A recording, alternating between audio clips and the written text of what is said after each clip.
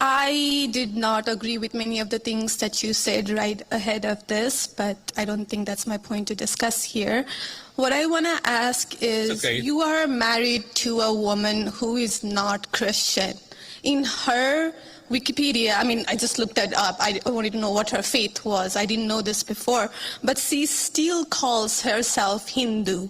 You are raising three kids in cultural, racial, religious household. How are you maintaining, or how are you teaching your kids not to keep your religion ahead of their mother's religion? Or how are you teaching them that your kind, that kind who got here just few years or few decades ago is different or is better than your mom's kind who got here just a generation before?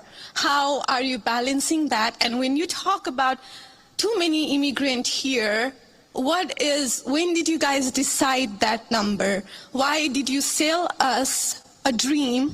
You made us spend our youth, our wealth in this country and gave us a dream. You don't owe us anything. We have worked hard for it.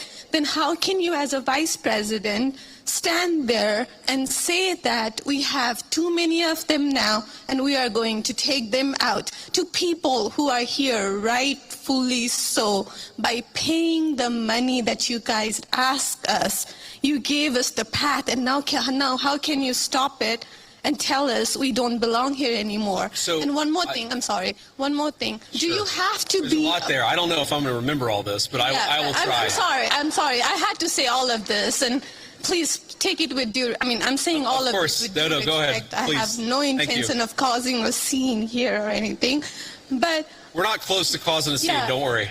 But we talked about Christianity, all of this. I'm not even Christian, and I'm here standing to show support. Why are we making Christianity one of the major things that you have to have in common to be one of you guys, to show that I love America just as much as you do?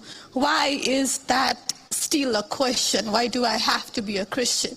Okay, so there was a lot there, and I'm going to try to respond to as much of it as I can. So on the question of immigration, so first of all, I can believe that we should have lower immigration levels, but if the United States passed a law and made a promise to somebody, the United States, of course, has to honor that promise. Nobody's talking about that. I'm talking about people who came in violation of the laws of the United States of America, and I'm talking about in the future reducing the number of people. Sorry, what? May I continue on that? Because when you just said you are not stopping with the people who came here legally, right? But you are pushing out policies that hurt us. And these policies are not even solving the problems. These policies are just creating chaos. No, ma'am. Okay, so again, I'm gonna finish answering the question, and then if I've answered all 9 of your questions in less than 15 minutes, then we can keep on going. We got to have a little fun, right? So here's the thing. I can believe that the United States should lower its levels of immigration in the future, while also respecting that there are people who have come here through lawful immigration pathways that have contributed to the country. But just because one person or 10 people or 100 people came in legally and contributed to the United States of America, does that mean that we're thereby committed to let in 1 million or 10 million or 100 million people a year in the future? No, that's not right. We cannot have, I'll go and finish. We cannot have an immigration policy where what was good for the country 50 or 60 years ago binds the country inevitably for the future. There's too many people who want to come to the United States of America, and my job as vice president is not to look out for the interests of the whole world. It's to look out for the people of the United States.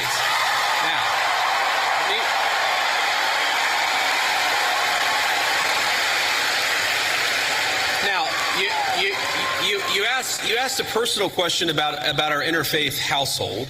And yes, my wife did not grow up Christian. I think it's fair to say that she grew up in Hindu family, but not a particularly religious family in either direction. In fact, when I met my wife, we were both, I would consider myself an agnostic or an atheist, and that's what I think she would have considered herself as well. You know, everybody has to come to their own arrangement here. The way that we've come to our arrangement is she's my best friend. We talk to each other about this stuff. So we decided to raise our kids Christian. Our two oldest kids who go to school, they go to a Christian school. Our 8-year-old did his first communion about a year ago. That's the way that we have come to our arrangement. But, thank you.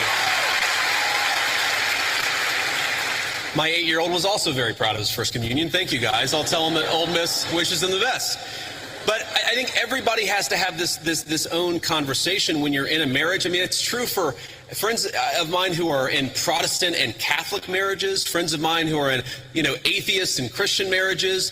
You just got to talk to the only advice I can give is you just got to talk to the person that God has put you with, and you've got to make those decisions as a family unit. For us, it works out.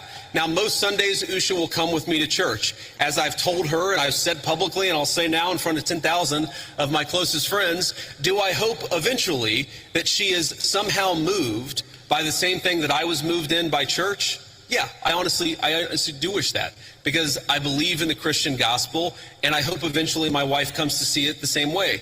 But if she doesn't, then God says everybody has free will, and so that doesn't cause a problem for me. That's something you work out with your friends, with your family, with the person that you love. Again, one of the most important Christian principles is that you respect free will.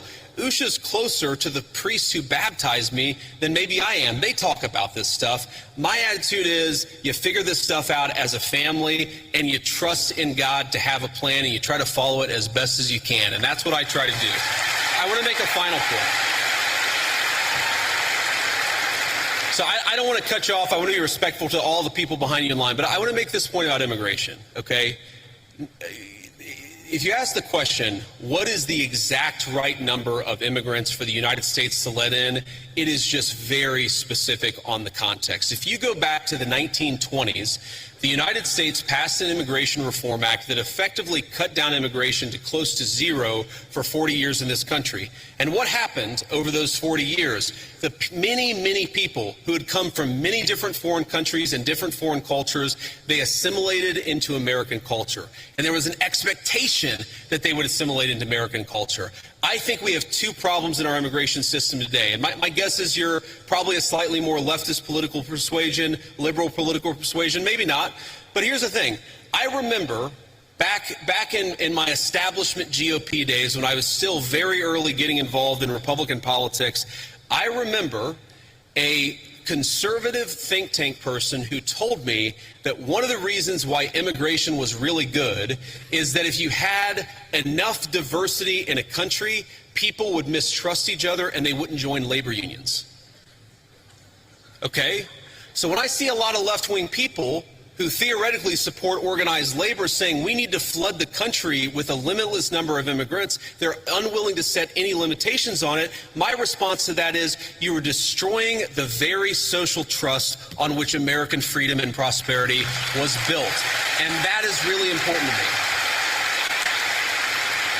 So the honest answer to your question, what is the exact number of immigrants America should accept in the future? Right now, the answer is far less than we've been accepting. We have got to become a common community again, and you can't do that when you have such high numbers of immigration, which is one of the reasons why we have the immigration policy we do. Thank you. Now,